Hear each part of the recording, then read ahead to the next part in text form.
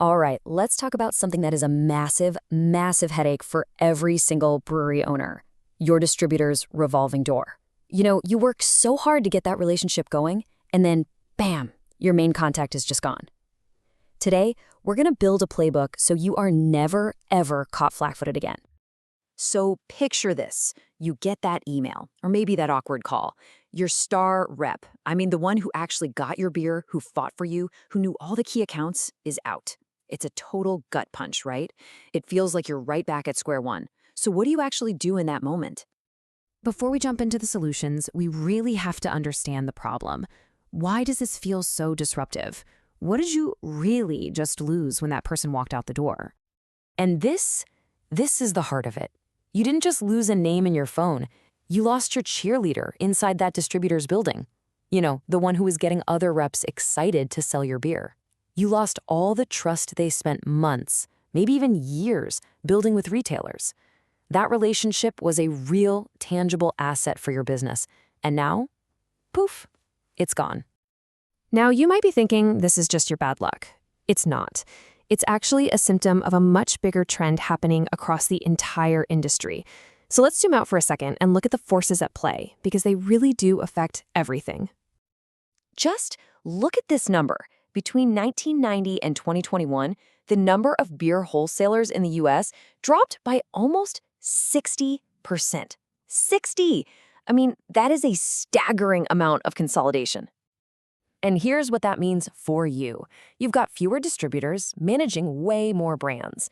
The pie isn't getting any bigger, but there are a whole lot more forks trying to get a piece. And that means your brewery has to fight tooth and nail for every single drop of attention. And the pressure? It's coming from all sides. Wholesalers themselves say staff turnover is their #1 problem. We've all seen the news about massive layoffs at the big guys, and their portfolios are just bloated. They're packed with seltzers, RTDs, you name it.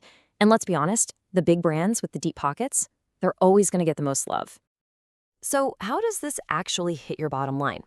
Well, to get that, we need to talk about a classic business idea, the Pareto principle. You probably know it as the 80-20 rule. If you really dig into your sales data, I bet you'll find that something like 80% of your sales from that distributor come from just 20% of your accounts.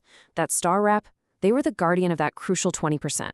Losing them and losing your grip on those key bars and stores isn't just a little setback. It's a potential financial disaster. Okay, enough doom and gloom. It is real and it is tough out there, but you are not powerless.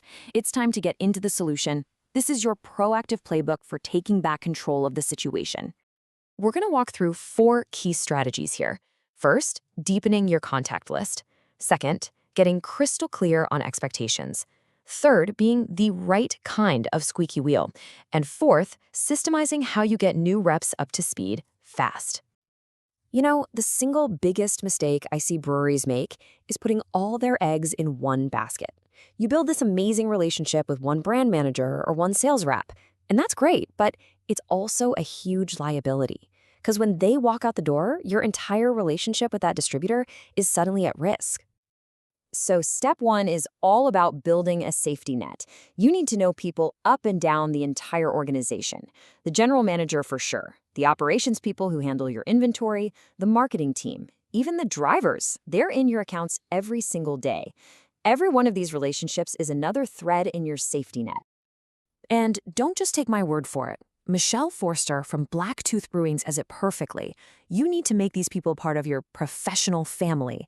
When she's in town, she's introducing herself to everyone, from the person at the front desk to the folks in the warehouse. Okay, step 2, clarity. Just saying we need to sell more IPA is, well, it's useless. It's not actionable. A new rep has no idea what to do with that. But saying our goal is 500 cases by the end of Q4, and we're going to do it by focusing on these 10 specific accounts, now that is a plan. That's a target they can actually hit. And this is a perfect script from Andy Mancini. It's so specific. It explains the why and tells them exactly what you need to be successful. In this case, tap handles and promo support.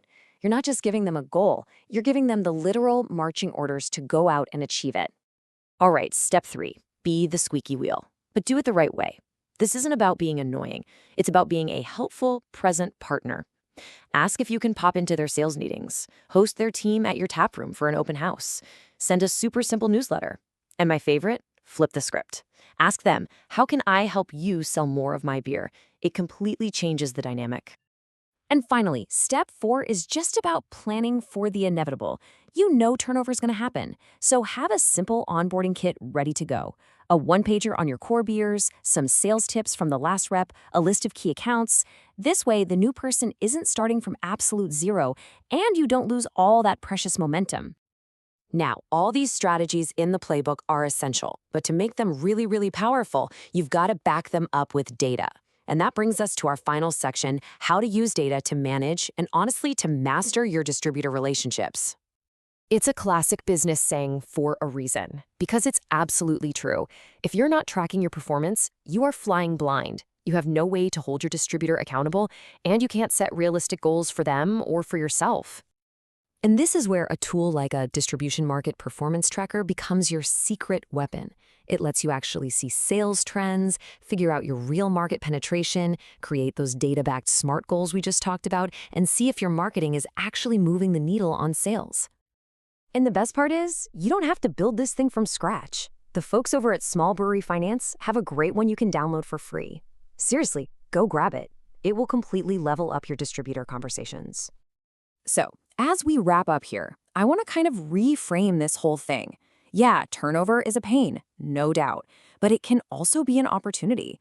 A new person brings new energy, fresh eyes, and it's a chance for you to reset the relationship and set better expectations right from day one.